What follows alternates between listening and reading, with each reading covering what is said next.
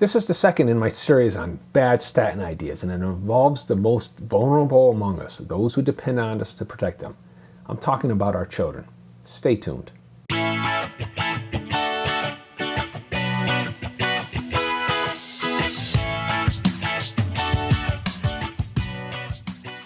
Prescribing them to children, that's what we're talking about. From Circulation in 2007, article entitled Statins in Children, Whom Do We Treat and When?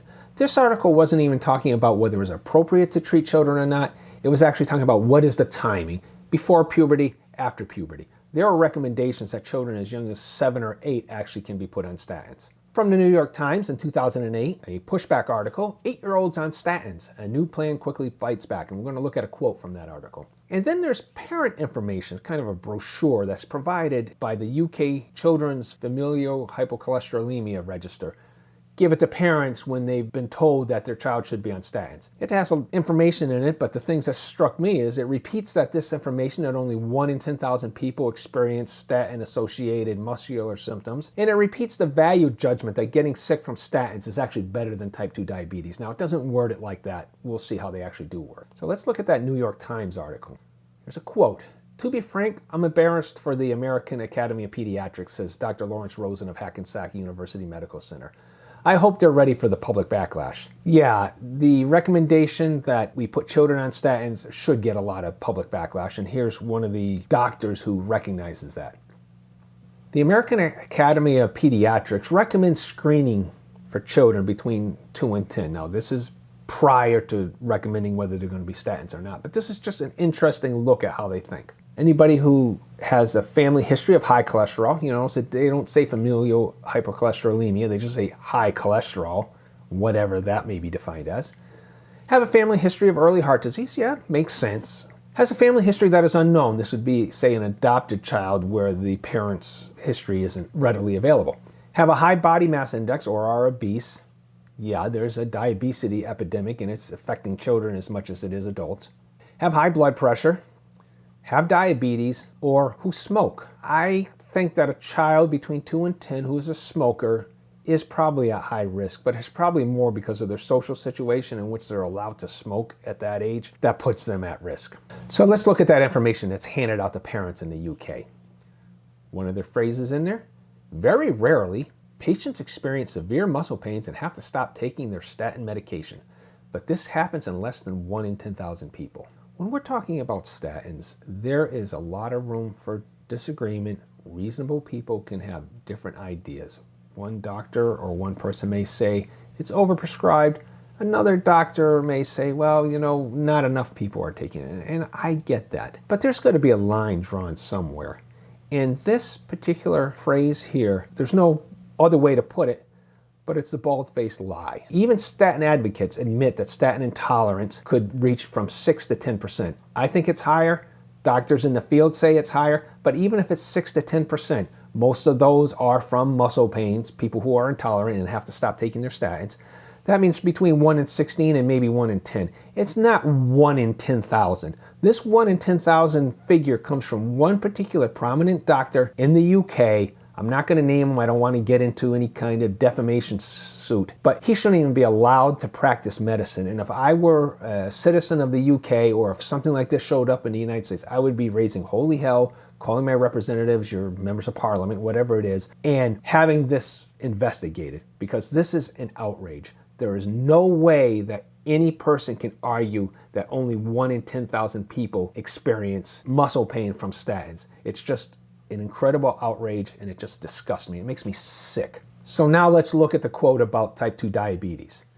You may have heard of that people taking a statin for many years have a higher likelihood of being diagnosed with type 2 diabetes, but this has not been reported in childhood, and even in later life the risk remains small and far outweighed by the benefits of taking a statin.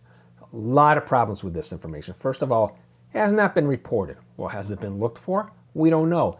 Even then, if the child is otherwise healthy and doesn't have high blood sugar, and this makes it a little worse, yeah, it's not going to show up. Type 2 diabetes isn't going to show up in childhood in that circumstance. It may take a while to develop. So you're just starting your kid down that road. Even in later in life, the risk remains small. That's a matter of opinion. What do you mean by small?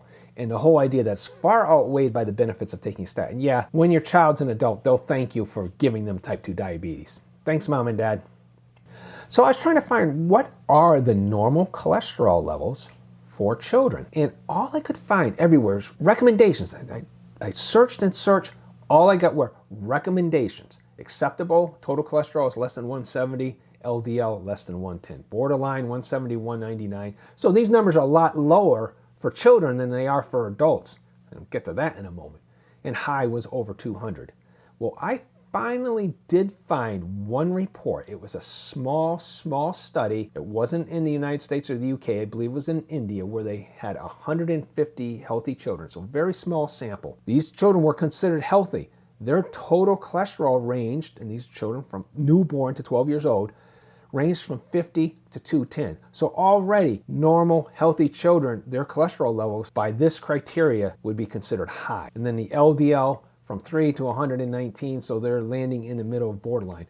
If you had 1,000, 2,000, 5,000 children assessed as healthy, I'm sure that this range would widen a bit. So why they say children should have lower levels than adults is beyond me. There's a behavioral connection that you'll probably also not be told about. So here's from a paper, all these papers, by the way, links are in the description, from a paper entitled Fetal and Neonatal Steroid Metabolism. Now, that is actually talking about through pregnancy and birth, but this was background information in this paper, which was not really talking about this particular subject, but it was important information I wanted to put out there. Cholesterol is essential for normal growth and development from blastocyst through infancy. Blastocyst is the newly fertilized egg. Infancy, some sources say ends at 1 year old, some sources say at 2 years old. This should say blastocyst through young adulthood. Keep that in mind. There was a study, paper was entitled Low Cholesterol Levels in Children Predict Impulsivity in Young Adults. They tested boys age 9, 15, and 18, and it predicted disinhibition and thoughtlessness in 25-year-old young adults. So if you think that's a problem in all kids anyway, it's going to be exacerbated by giving them statins. Conclusions: serum lipid levels could have an impact on the development of maladaptive impulsivity. There's a name for everything, a medical jargon name for everything.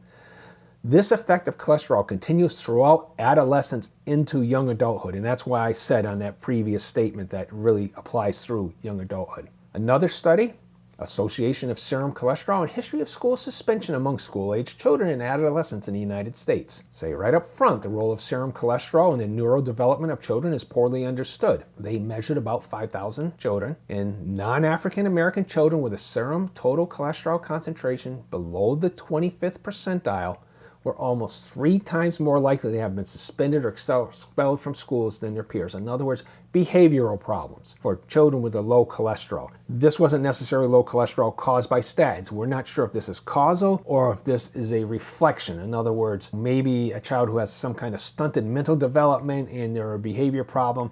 It's not because of their low cholesterol, possibly. It may be that the low cholesterol is because of their tendencies to do that. We don't know the cause and effect there.